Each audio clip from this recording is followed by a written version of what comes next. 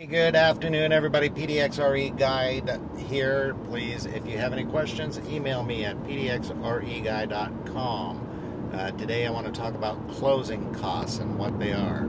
So let's just say, for example, you're purchasing a home for $300,000. Your closing costs could be, or usually are, anywhere between 2 and 3% above that price. So a $300,000 home is going to cost you about $306,000 to $309,000. This is all dependent on the lender that you use and probably some states, the time of year, that type of thing. A lot of different factors are involved. The closing costs are again above your home purchase price. So sometimes you can get those added into the purchase price when you're financing them, so long as you're not worried about an appraisal for that. But sometimes you can't. So you'd be, let's say, $300,000 with 2% closing costs total. You'd be offering $306,000 and asking the seller to pay up to $6,000 towards your closing costs and prepaids. So closing costs and prepaids are normally your loan origination fee. So that is dependent on the lender. They may have a base price that they charge you for this, or that may be a percentage, or what they would call a point, or a certain amount of points, or a portion of a point for that. So a point is a percent, so like 1 point is 1%. So your loan origination fee would be on a $300,000 loan, $3,000.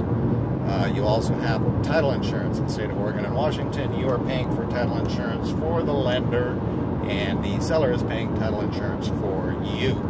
So there is 2 different title insurance policies that are purchased on a sale of a home.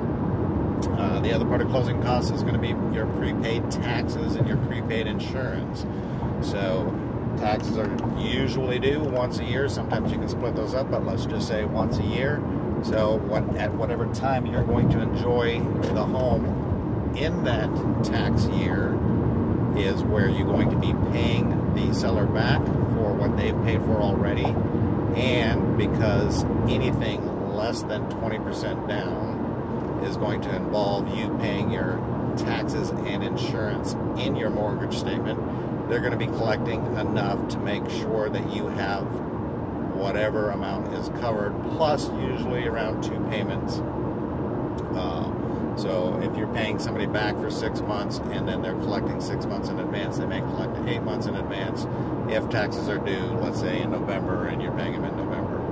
So your prepaid taxes and the payment of taxes back to the seller, since he may have already paid them, and any difference that may be uncollectible between the time you close and when taxes are due. Again, closing in June, taxes are due in November, so you'll be paying a certain amount more, or part of that in your mortgage payment, your principal, interest, taxes, and insurance, your mortgage payment. So that'll be 5 months of it there, but they'll also still need 7 months plus a 2-month buffer, because taxes, of course, always go up. Your home insurance too, anything under 20% down usually requires you to pay your home insurance through your mortgage company. So that's your home insurance, again, collecting for what will be due around November and for the rest of the year that you may be enjoying the property. So that's your prepaids. Closing costs may also include part of mortgage payment that may not be due because they can't get the coupon or bill out to you for a month and a half. You may have part of your first payment in that.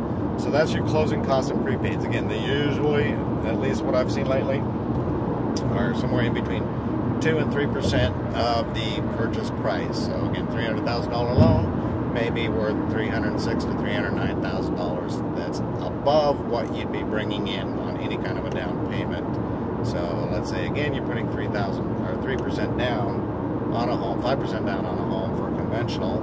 That's $15,000, plus you're going to have to come up with anywhere from $6,000 to $9,000. That's just a rough guess of prepaids and closing costs for a total of $24,000 at close.